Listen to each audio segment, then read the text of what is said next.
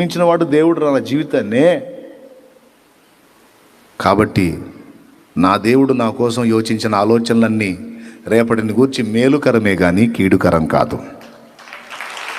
ఒకవేళ కీడులున్నా దేవుడు నాకు తోడై ఉన్నందున నాకున్న కీడులు కూడా నాకు మేలులే. ఇది మాట.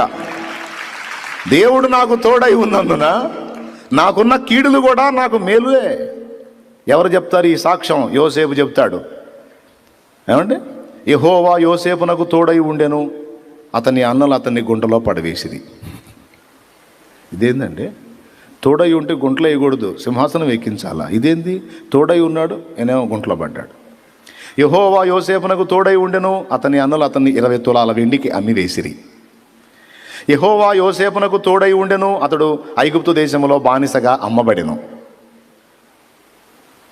యెహోవా